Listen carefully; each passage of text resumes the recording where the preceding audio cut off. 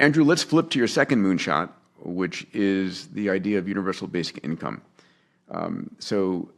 The idea, just to lay it out as I understand it, and I welcome your modification here, is as AI and robotics and other exponentials, 3D printing, AR, VR, blockchain, start to disrupt the job markets, and people lose their jobs to technology, that we need to do a few things. One of them is going to be to help level up those individuals, upskill them to better skills.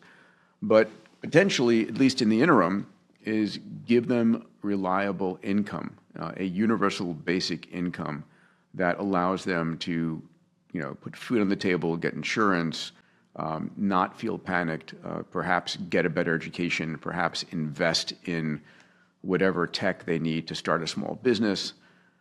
And it's about human dignity to a large degree, and getting rid of fear, because there's going to be a lot of fear as AI steps in a bigger way in the next few years.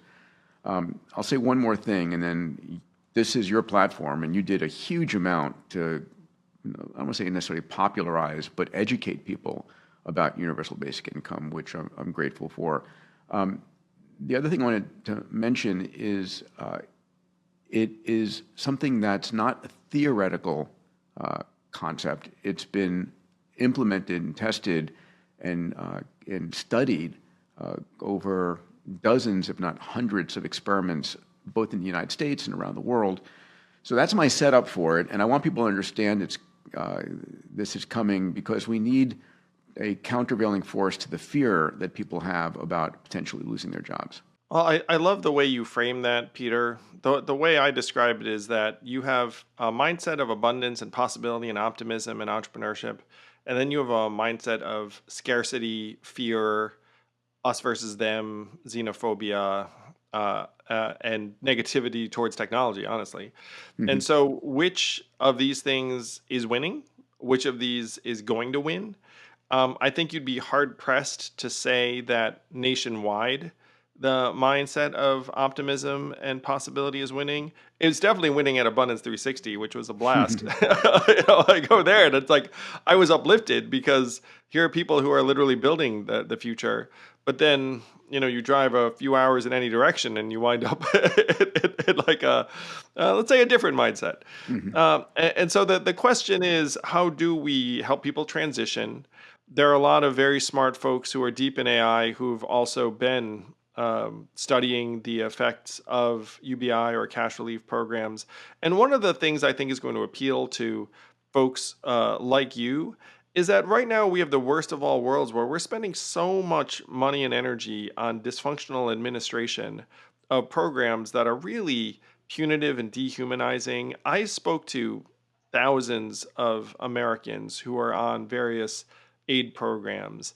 And the single biggest thing that motivates them is fear. They are scared stiff of losing their benefits. There was a woman in Iowa who said to me, I would like to volunteer for my local nonprofit, but I'm scared to because I'm on disability and I'm afraid that if someone saw that I could volunteer, they'd take my money away.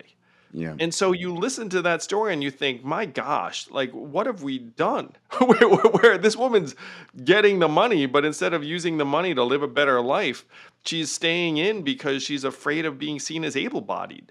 I mean, like that's what's happening right now for millions and millions of Americans, where we've set up this unfeeling machine above them that they do not trust at all, by the way, and said, hey, your subsistence is going to be reliant upon your staying on the good side of this bureaucracy. And if you fill out the form wrong, we're going to pull the rug out from under you. I mean, like I've spoken to military vets who are in this boat. I've spoken to so many Americans, and it's we can do better, let's say. Yeah, Giselle sent me an article which framed it as insecurity versus inequality as the issue people are facing. They don't feel secure. They do not feel secure in the least. And if we can change that, then we have a much better chance of building a society where if someone else makes some rapid advance, you look at it and say, oh, good. Like maybe that's good for me in some way. Right now, unfortunately, it's more like look at that jerk over there who's doing well. Like I'm not seeing any of that. You've studied this. If you had to, most people say, listen, if you're sending people $500 a month, it's going to be used for beer and Netflix, and it's a waste of money, for God's sakes. Why are you going to spend my tax money to do that? How do you respond to that? What's the data show? Well, the data shows that people tend to spend the money on food, fuel, shelter, books for their kids, activities for their kids. And the biggest example of that data set was the enhanced child tax credit that was implemented in 2020 and Here in the 2021. U.S. That Yeah, in the U.S., where it lifted millions of American kids out of poverty. And 130 economists who looked at it said we should keep doing this because the money is getting used very, very effectively. And American politics being what it is, we then pulled the plug on that, even though there were so many. Literally, there were Nobel laureates saying this is the best thing we've done in a generation to alleviate poverty. But the data is there for anyone to find. You also saw decreases in things like domestic violence, child abuse. I mean, if you put a little bit of money into people's hands, you talked about the data, Peter. There was one study I found very, very compelling out of an Indian tribe in North Carolina, where one tribe started giving people a certain amount of money because they had a casino, honestly.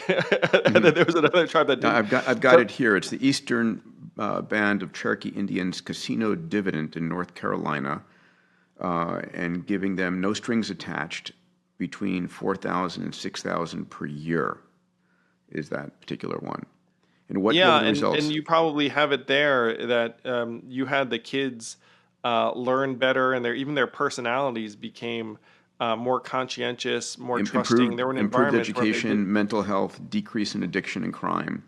Yeah.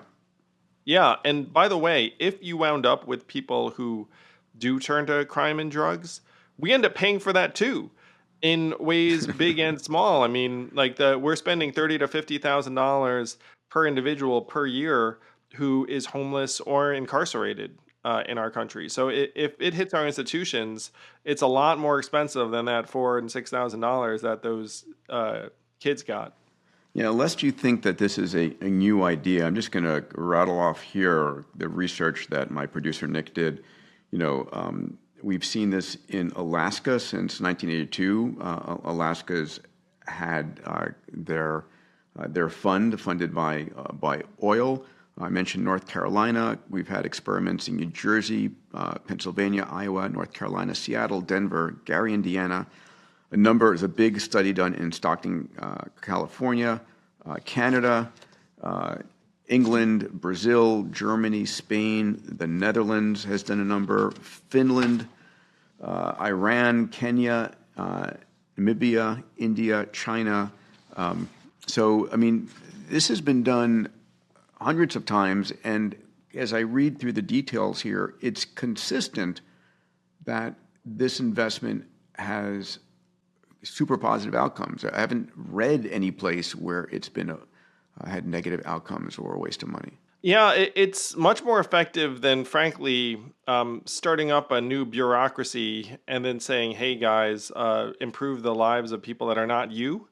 One of the organizations in this space that some people might have heard of is Give Directly, which is it transfers money directly to people in developing countries. Now, there's probably some skepticism among your audience, rightly so, of kind of a nonprofit industrial complex or an NGO industrial complex. There's probably that mistrust when it comes to certain government bureaucracies that are terrible at administering benefits in frankly, a sane way.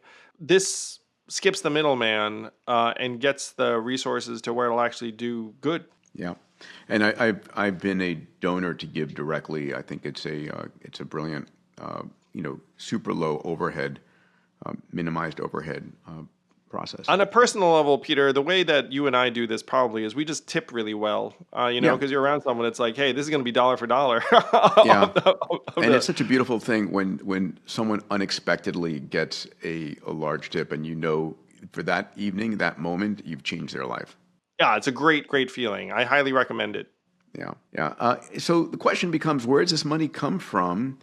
Can we afford it? And I'd like to play a few conversational games here. I remember Jeff Bezos and a few other folks said, well, if we're going to start to see technological displacement of jobs, and a robot takes, a house cleaning job, or a robot takes a factory working job, or an AI takes a physician's job, why don't we just tax that robot and that AI for that work it's being done, and then use that tax base to fund a UBI program? Does that make sense?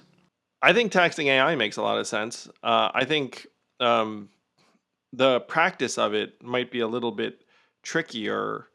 Where the money comes from, for starters, I don't know what people are going to receive this. So our data right now is worth hundreds of billions of dollars a year to various companies. Your data is going to be worth more than others, Peter. Thanks. But we're not seeing a dime of that. So one of the proposals I had was, look, there should be a data dividend where I'm not one to hold back certain forms of development, but if you're going to be buying and selling my data, maybe I should see what's going on and get a cut, and that could be the start of multi-hundreds of billions of dollars type measure. AI itself could also, and one of the examples I use is that there are 2 million Americans who work at call centers still. Yep. And let's say that AI is going to be able to do that job pretty soon. How much do those 2 million Americans pay in taxes right now?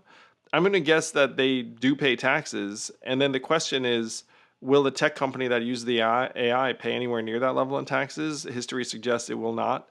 And so you'll wind up replacing tax-paying humans with AI that we might not see that kind of revenue from unless we change the system. Hey YouTube, glad you're enjoying the podcast. If you really like it, hit subscribe, and then YouTube will notify you every time we have a bang up new guest. Thank you.